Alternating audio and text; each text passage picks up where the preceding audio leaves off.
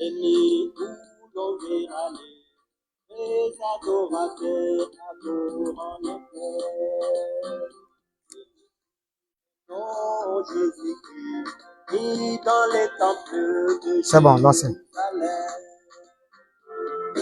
Béni où l'on verra les adorateurs adorant le Père.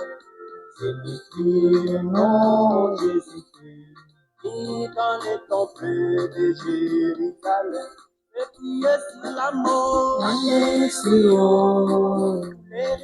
avec d'or, À Jérusalem, ô Bwana, toi la t'es promis, ainsi que éclairé par la lumière. proclamez cette nouvelle Jérusalem, avec la divinité. même dans ce veille, ô Bwana, toi la t'es promis, ainsi que éclairé par la lumière. Amen, alléluia.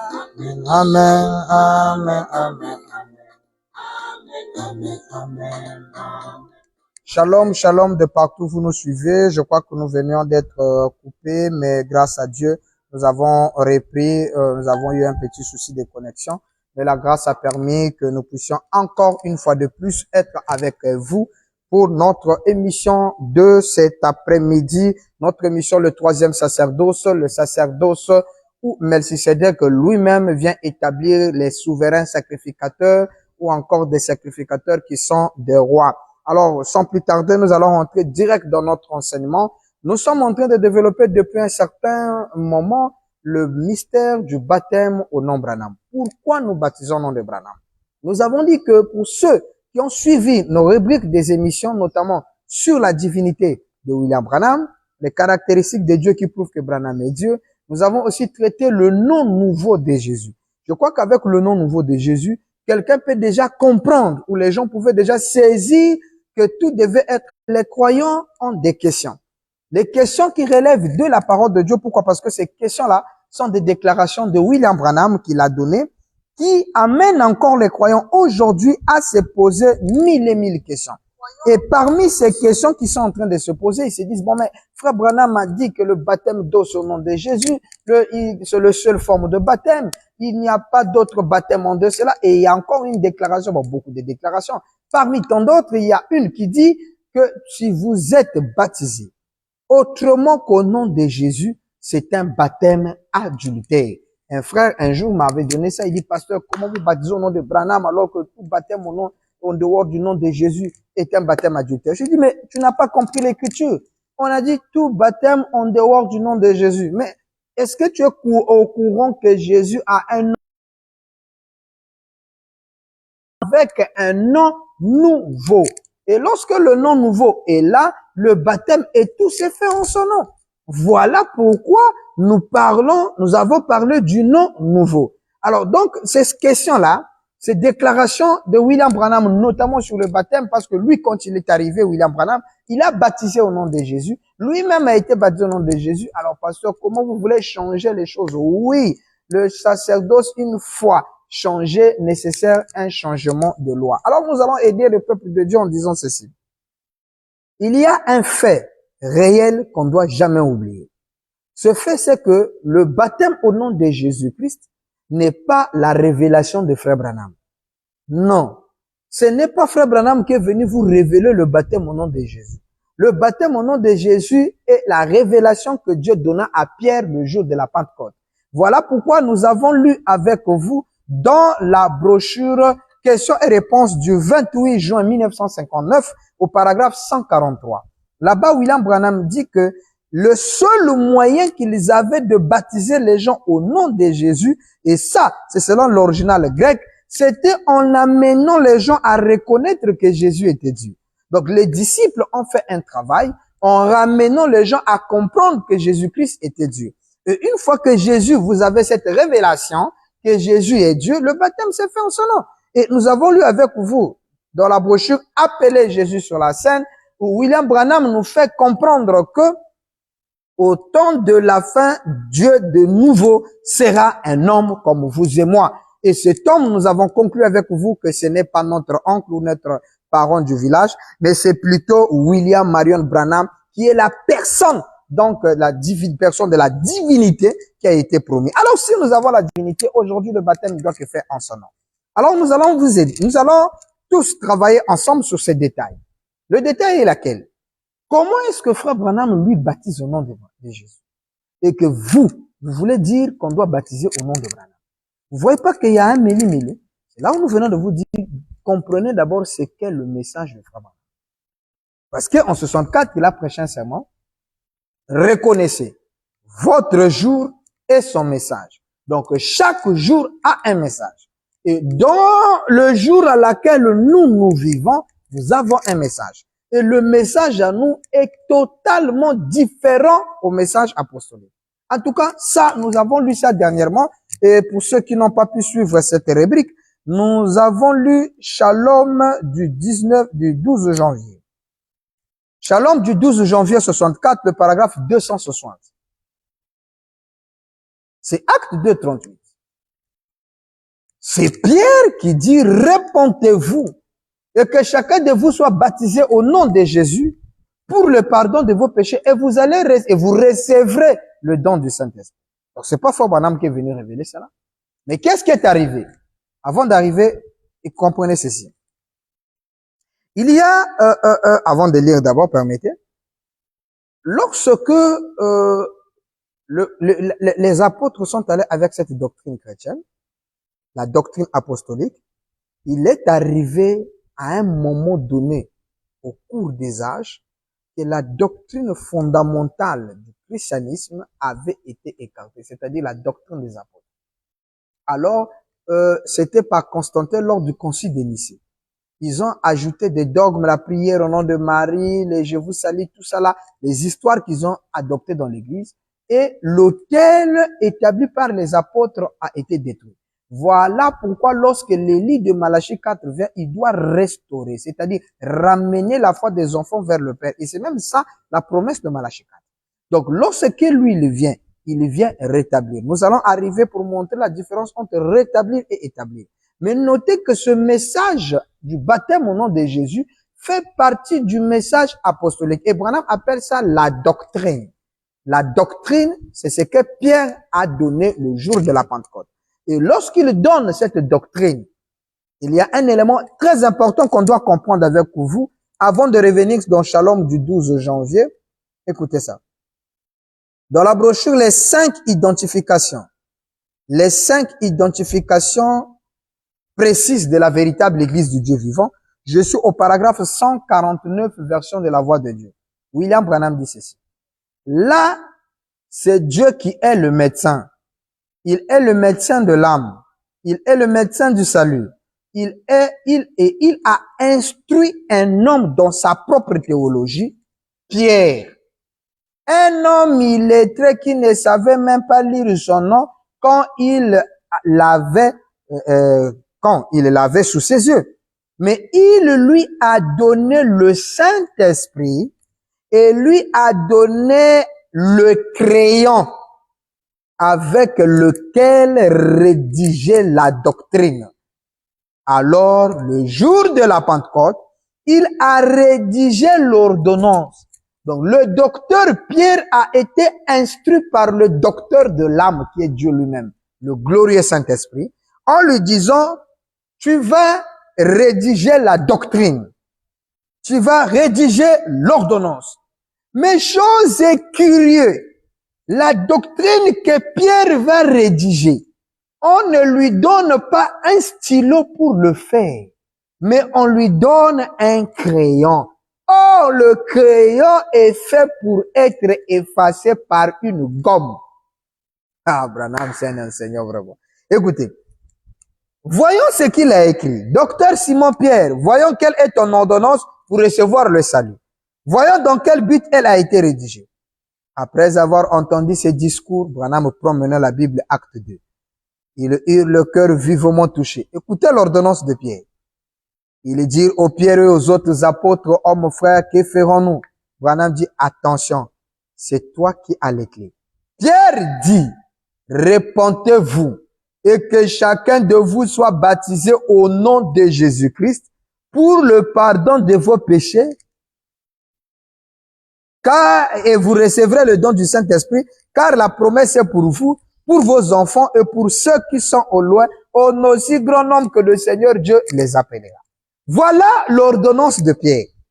Le baptême au nom de Jésus, qui est l'ordonnance que Pierre donne en rédigeant la doctrine, Branham dit en lui donnant juste un crayon. Et vous vous souvenez de monsieur Ballard, qui dans sa société ne donnait que des crayons pour écrire. Et que le monsieur là était venu avec un stylo. Branham dit, je peux pas te prendre. Monsieur Ballard lui a dit, je peux pas te prendre dans mon entreprise parce que tu es un homme. On n'était pas encore à la fin de l'histoire. On pouvait pas donner Pierre le stylo pour écrire. Mais on a donné à Pierre le crayon. Crayon ezalaka toujours na gomme. Le crayon a toujours une gomme. Mais pourquoi on rédige une doctrine au crayon, pas en stylo? Et posez-vous la question. Voilà pourquoi nous revenons dans Shalom du 12 janvier 64, le paragraphe 260. William Branham dit ceci. La parole du temps de Moïse n'a pas marché dans le temps de Jésus. Là, je crois que tout le monde va crier Amen. La parole du temps des apôtres ne marche pas aujourd'hui. Eh, Branham, pourquoi? C'est une parole promise pour ce jour-ci. Ils l'ont dit eux-mêmes. Ils l'ont exprimé par le Saint-Esprit, disant ce qui arriverait dans les derniers jours, que les églises seraient emportées en feu d'orgueil, que la prostituée apparaîtra, que les prostituées se réjouiront avec elle, l'église ensombrirait la terre, et que dans le dernier âge de l'église, celui de Laodicée, Jésus serait complètement retiré de l'église. Fin de citation. Alors comprenez que dans la première phase de cette citation, Branham est clair. Il dit la parole qui tomba au temps de Moïse ne pouvait pas marcher dans le temps de Jésus. C'est impossible. Pourquoi? Reconnaissez votre jour et son message. Chaque jour a un message. Maintenant là où ça va plus clair, Branham dit, le message, la parole du temps des apôtres ne marchera pas aujourd'hui, chers frères et sœurs. Mais c'est une forte déclaration pour un prophète divin de donner cette déclaration, si est seulement que le baptême au nom de Jésus devait être un baptême éternel. Non! D'abord, tout ce qui est œuvre physique n'est pas éternel. Faites attention, chers amis. Regardez, là, Branham dit, la parole du temps des apôtres ne marche pas. Or, on vient de lire avec vous que la parole du temps des apôtres a été écrite au crayon le jour de la Pentecôte. Or, si la parole du temps des apôtres a été écrite au crayon, cette parole ne peut pas exister jusqu'aujourd'hui. Il y aura une gomme. Et la gomme intervient au moment où le message actuel entre en vigueur. Mais, Pasteur Bill, c'est quand est-ce que le message entre en vigueur? Oui, c'est là où nous revenons pour vous dire que les faits sont là.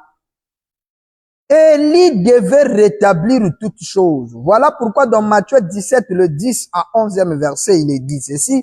Les disciples lui firent cette question. Pourquoi donc les scribes disent-ils qu'Élie doit venir premièrement? Jésus répond. Qu'Élie doit venir et rétablir toutes choses. Élie doit venir faire quoi? Rétablir. Alors, chers amis, écoutez ça. Élie de Malachie 4, lorsqu'il descend, il vient rétablir. Notez qu'il ne vient pas établir, mais il vient rétablir. Or, lorsqu'il rétablit jusque-là, c'est pas son message. Non, non, non, non, non, non.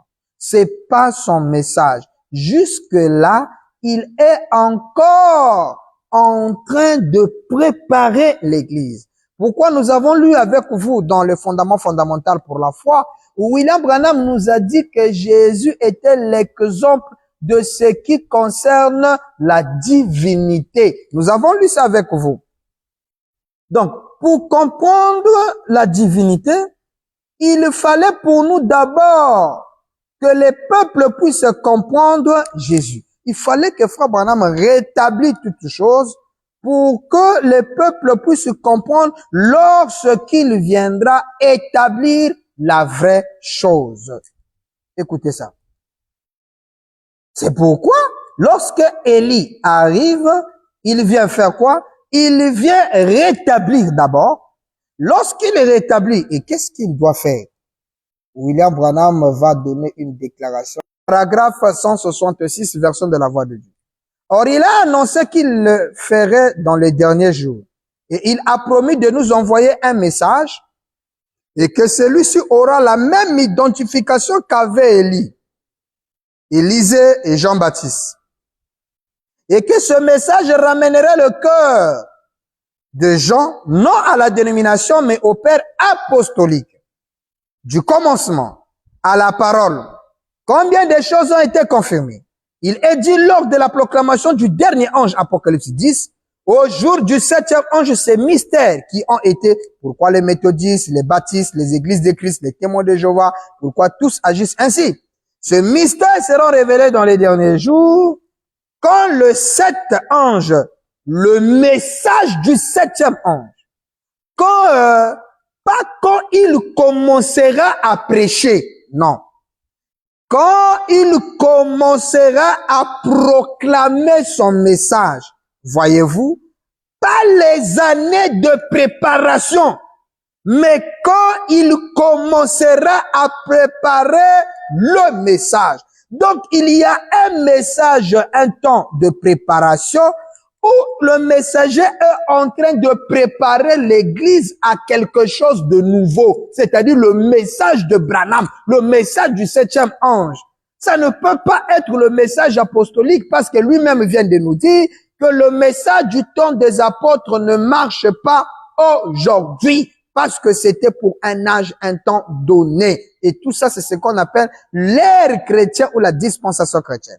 Et là, Frère Branham vient de nous dire que non pas les messages de préparation. Or, lorsque Frère Branham est tenté de préparer l'église au nouveau baptême, au nouveau nom d'adoration, les gens ont pris le message de préparation, ils sont allés enseigner, ils ont appelé ça le message du temps de la fin. Ce n'était pas ça le message du temps de la fin. C'était la préparation parce que le baptême au nom de Jésus est une doctrine chrétienne, une doctrine qui était donnée par les apôtres, qui était écrit au crayon et qui ne peut pas marcher aujourd'hui. Alors donc nous voyons qu'il y a un temps où Branham prépare l'église avec un message de rétablissement en tant qu'Élie. Maintenant il y a un temps où il doit établir toutes choses. Voilà pourquoi je vais lire une déclaration ici dans le Messager du soir. Je vais lire deux versions. La version de la voix de Dieu et de Shekinah, et je lirai la version suisse, pour qu'on comprenne un élément important. Dans la version de Shekinah, on dit ceci, nous sommes le 16 janvier 63, paragraphe 77 ou encore paragraphe 77. Il est dit, mais lorsque le 7e ange aura fini d'apporter son message, pas le rétablissement, mais son message, sa prophétie du jour, alors le mystère de Dieu sera terminé. Donc le mystère de Dieu termine une fois que le 7e ange donne son message. Pas le temps de préparation n'est pas le message de Frère Branham. Mais lorsque le message de Branham est donné, c'est là que vous connaîtrez Dieu. Et vous pouvez le lire dans le guide, le paragraphe 35, où il confirme ces déclarations en disant que le mystère de Dieu sera terminé. Branham dit, tout le monde sait que la Bible dit cela. Le mystère de Dieu, donc Dieu qui était un mystère, c'est lorsque le 7e ange proclame son message, pas la préparation, pas le rétablissement, mais son message, que le mystère de Dieu sera révélé. Branham dit, c'est qu'est Dieu. Qui est Dieu? Donc, même connaître Dieu, c'est pas pendant le temps de préparation. C'est pendant qu'il donne son message. Et tout au sujet du baptême et tout qui devrait être complètement réglé en ces jours-là. Donc, même la problématique du baptême doit être réglée lorsque l'on connaîtra le mystère de Dieu. Or, le mystère de Dieu ne peut être connu que à la voix du 7e ange, c'est-à-dire le message du temps de la fin, non pas la préparation. Et j'aime la version suisse parce que dans la version suisse, voilà ce qu'il dit. Page 6, version de Barillier. Il a dit ceci. Chacun sait que la Bible dit cela. le mystère de Dieu. C'est qu'est Dieu et qui est Dieu. Et tout ce qui concerne la manière de baptiser et toutes ces choses, tout cela serait définitivement établi en ce jour-là. Pas rétabli, mais établi. Frère, c'est grave. Ça veut dire que c'est lorsque vous connaîtrez qui est Dieu que la manière de baptiser sera définitivement établie. Donc, Dieu, on le connaît une fois que le 7e ange donne son message. Ce qui nous fait comprendre que avant la venue du message du temps de la fin, on n'avait jamais connu Dieu. Soit la Bible ment. On dit, mais Jésus était Dieu, mais Dieu de moi. Non, ce que nous avons connu comme Dieu n'était pas en réalité Dieu dans sa forme originelle ou encore Dieu dans sa réalité, Dieu atteignant sa perfection. Non, non. Sinon l'écriture ne dirait pas, mais à la voix du 7e ange, c'est là que le mystère de Dieu s'accomplirait. Ça veut dire que le mystère de Dieu ne peut être accompli. En d'autres termes, qui est Dieu? Mais si c'est Jésus, dans le message de préparation, Frère Branham a prêché déjà la divinité de Jésus. Il a démontré que Jésus est Dieu. Et ça, nous venons de lire que dans l'original grec, c'était ça le message des apôtres. Pour amener les gens à être baptisés au nom de Jésus, il fallait les convaincre de la divinité de Jésus. Mais là, bien aimé, on vient de comprendre que lorsque Apocalypse 17 s'accomplit, nous allons connaître qui est Dieu. Donc, c'est la voix du 7e ange. Et Branham précise que lorsque le message du 7e ange, le 7e ange arrive, il fait deux choses. Il prépare, c'est-à-dire il donne un message de préparation. Et lorsqu'il finit de donner le message de préparation, alors lui proclame son message. Or, le message de préparation, c'est ce qu'on appelle le rétablissement. Il fallait qu'il rétablisse d'abord le baptême au nom de Jésus, la divinité de Jésus, démontrer au monde comment et qu'est-ce qui a fait que Jésus soit Dieu et pourquoi on a baptisé en son nom, pourquoi ceci, pourquoi cela avec Jésus. Afin que lorsque vous comprenez et lui introduisant son message, vous puissiez comprendre. Oui, c'est ça que William Branham a donné comme évangile. Parce que, regardez avec vous ensemble, que la manière de baptiser ne peut être établie qu'une fois qu'on aura la connaissance de qui est Dieu. Alors, si aujourd'hui vous avez compris que Dieu aujourd'hui c'est William Branham, c'est là où la manière de baptiser va être définitivement établie. Donc, lorsque Frère Branham arrive, il trouve le baptême au nom du Père, Fils et Saint-Esprit. Il trouve les unitaires avec une forme de baptême. Alors, Frère Branham devait rétablir Acte 2:38, prouvant aux gens que non, le vrai baptême, ce n'est pas au nom du Père, Fils et Saint-Esprit, mais c'est nul autre qu'au nom de Jésus-Christ, parce que c'est lui l'exemple de la divinité. Maintenant, après avoir élevé Jésus, soulevé Jésus, le présentant comme étant la divinité qu'il faut, le baptême en son nom. Regardez ce qu'il conclut en disant ceci. J'espère que nous avons encore quelques minutes encore. Il nous reste pratiquement 5 minutes. Nous allons terminer avec ceci. Le lieu d'adoration que Dieu a pourvu. Le lieu d'adoration auquel Dieu a pourvu. William Branham va donner quelque chose. Ici, nous sommes en 1965. Le lieu d'adoration du 20 février 1965. Nous prenons le paragraphe 35. Écoutez ça. Après avoir élevé Jésus. Vous allez comprendre que le message de préparation dont nous sommes en train de parler est une réalité. Regardez comment il va placer les choses. Le lieu d'adoration que Dieu a choisi du 20 février 65. Je lis le paragraphe 35. Et je lirai le paragraphe 136. Il est dit ceci. Et nous croyons que comme ces choses sont une ombre de Christ, tous les sacrifices, tous les fêtes et tout ce qu'il y avait dans l'Ancien Testament préfiguraient Christ, Jésus. Tout comme l'ombre qui se projette sur le sol. Donc l'Ancien Testament était l'ombre, l'image, le type. Il dit maintenant, voici où on va trouver le bon lieu d'adoration. Même le lieu d'adoration de l'Ancien Testament n'était qu'une ombre. Maintenant, Branham dit, voici là on va trouver le bon lieu d'adoration. Il dit, c'est de reprendre l'Ancien Testament ici, où il a été donné, et de voir ce qu'étaient ces choses. 36.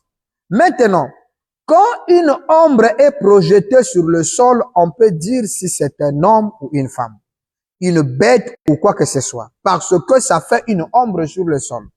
Et quand cette ombre se raccourcit, il dit l'ombre, frère Branham dit l'ombre, c'est le négatif. Et il ne peut pas y avoir de négatif sans qu'il y ait un positif. Donc, quand le positif se rapproche du négatif, le négatif est absorbé dans le positif. Donc, l'Ancien Testament a été absorbé dans la personne de Christ et Jésus. Branham dit, l'ombre et le positif se rejoignent, c'est ce qui donne le positif. Maintenant, il conclut en disant ceci. Et si toutes les anciennes choses dit la Bible dans l'Ancien Testament étaient des ombres de choses à venir, alors, Branham dit, par conséquent, Christ était l'ombre des choses à venir. Alléluia. Alors là, ça devient grave. Jésus était l'ombre des choses à venir. Mais s'il est l'ombre, la réalité c'est quoi? Branham dit l'ombre, c'est le négatif. Et lorsque le positif se rapproche, le négatif qui est l'ombre, hein, il dit, est absorbé dans le positif. Donc, William Branham est le positif de Jésus. Mais c'est pas moi, hein. C'est Branham qui est en train de dire, et c'est la version de la voix de Dieu. Branham dit ici que Jésus, que Christ était l'ombre des choses à venir. Donc, il y a des choses plus merveilleuses. Maintenant, Jésus en tant qu'ombre, lorsque William Branham arrive vers le positif, Jésus est absorbé dans William Branham. Branham est le positif. Alors, le baptême, la prière, tout ce qui a été fait au nom de Jésus doit automatiquement être fait au nom de William Branham. Pourquoi? Parce qu'il est la réalité de Jésus-Christ. Et ça, c'est William Branham qui vient de dire. Alors donc, nous allons comprendre maintenant le mardi prochain comment est-ce que Frère Branham va lui-même écarter ce baptême puisqu'il est la réalité de Jésus-Christ. Que le Très-Haut vous bénisse de partout où vous nous avez suivis. C'était votre ami et frère, le King Bill Branham, depuis le Congo-Brazzaville, dans la ville de Pointe-Noire, dans notre émission, le 3e sacerdoce, une émission pour le peuple, juste 30 minutes pour dire Amen à la citation. Que Dieu vous bénisse. L'adoration, c'est dans les sept temps où il y a la gloire de la Shekinah.